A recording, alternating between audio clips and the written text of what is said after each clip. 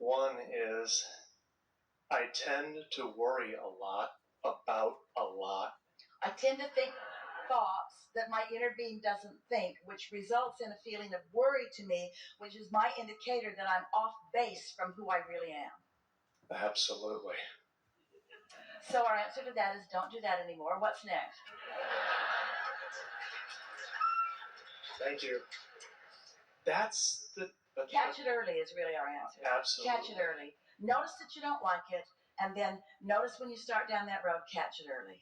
Okay, so is there ever a point at which you can even not have the thought to begin with? Yeah, but we don't want you to get into this place where you are guarding your thoughts, or you'll say, all right, I'll go along with this, Abraham, whatever it is, and I'll accept I create my own reality. Do you know how many thoughts you don't have to sort out anymore? You don't have to debate with the world the rightness or wrongness of every issue that has ever been out there. You don't have to discuss that anymore. You don't have to figure that out. All you have to know to have your personal expansion and joyful collusion with the source within you is which thoughts feel good and which thoughts don't feel so good. Is that too simplistic? No, in fact, it's beautifully simple, and it's amazing how, as much as I understand that, I've been told since I was in high school I'm a worrywart. And so I've been doing this for about 35 years. We're going to give you a different label because you're doing that looking at what is or looking at what was. Your inner being never looks back. We're going to give you a different label. Rather than worrywart, we're going to say to you, you are a thoughtful being, and you are a deliberate creator, and you like to contemplate. And when you use that skill to contemplate from the satisfied up part of the scale rather than from the unsatisfied down part of the scale, you're going to find such satisfaction on steroids with those thoughts that you are thinking. So the opposite of a worrywart is a very clear-minded being who is accessing the energy that creates worlds to flow toward your creative endeavors. That's who you are. And when you do other than that, it sucks. It feels bad. And you use words like worry. All worry means is that you want something different than you're worried about. Do you know? Oh, you're going to like this because this speaks to who you are powerfully. Every subject is really two subjects, wanted and absence of what is wanted. So when you are in contrast, in the middle of contrast, worrying, feeling worry because you're there, you know what else has happened at the same time? As you are focused upon the problem, which is why you worry, you are creating the solution at the same moment. Thank you very much. Thank you very much. We really mean that. Thank you very much. While you are stewing over the problem, you are creating a solution, which is the expansion of the universe. So you might just think about that while you're worrying. Hey, I am creating the solution here, and while I can't see it, because I'm so actively intertwined with the problem, when I let this go, since I own this, and since my inner being is all over the solution, and my inner being is revealing to me things about the solution all day, every day, in the absence of my worry, the solution will occur to me. And you know what that'll make you do? We want this to happen to you. We want you to feel about your worry like we feel about your worry. Thank you very much. Thank you for being willing to acknowledge that something isn't the way you want it, and for launching a rocket of desire for the improvement of all that is in generations to come. But now do yourself a big favor and use your guidance system the way it's meant to be. As soon as you can, turn your attention toward what you're wanting. And so sometimes those subjects that you've worried about for a long time, they'll keep coming to you so you can just sort of chip the edges off of them a little bit at a time. Because every time you feel a little relief, your vibration is where you last left it. So as you're really worried about something, but then you talk about these general concepts and you remind yourself that you're creating solutions, then you've moved it to a different place. And in time, that worry is going to be more like satisfaction, where you have more creative control. Don't ask yourself to defy the laws of the universe. Don't ask yourself to stand at the bottom of the bay and stop that momentum. Stop it sooner. And be proud of yourself for being knocked over by momentum enough times to help you make a new decision. And my new decision is, I don't want to worry so much. My new decision is, I want to be more aware of my guidance system. My new decision is, I want to be more in sync with who I really am. That helps me. Thank you. There was something else? One other thing, yes. My wife and I have a business of selling artwork for 3 years now. To be right to the point, the point doesn't help you all that much, does it?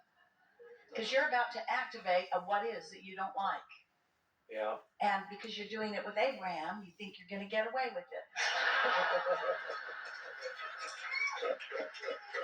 But that is what causes worry. That is what causes resistance, because you're about to say something that is the opposite of what you want. Correct.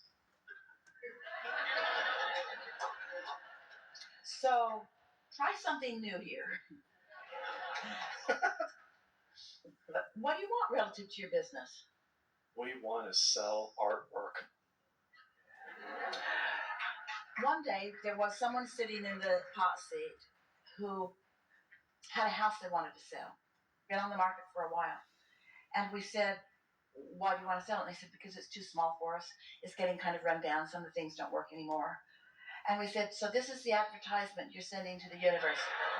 Come and buy this decrepit place from us that we no longer want. How's it working out? So then we asked, how did you feel about that house when you first found it? They said, our family was young. We were so excited about this house. It was just right for us. We could afford it. It was in the perfect place. We didn't have much furniture, but we kept going and buying another piece. And every weekend we'd go buy another plant or another tree and we'd plant it. And we said, now that's the advertisement that you're sending to the universe. And then a message came to the office. In less than 10 days, that house sold. Because what they were emitting to the universe was something that matched what people were looking for. Nobody is looking for art that doesn't sell.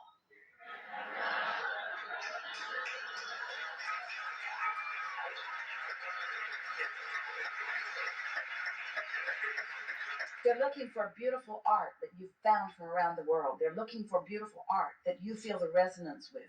They're looking for art that the artist has imbued their piece with who they are. They're looking for pieces that make them feel. They're looking for pieces that match their spaces. All kinds of people are looking for what you have. And when that's the vibration that you're emanating, those people will flock to you. Now let's take the conversation we were having earlier. Let's bring it here. The vibration that you're offering of disappointment and concern and worry. What kind of art buyers match up with that? People that don't have any money, people who don't know what looks good where, people who can't make up their mind, people who are bored, people who have no taste at all.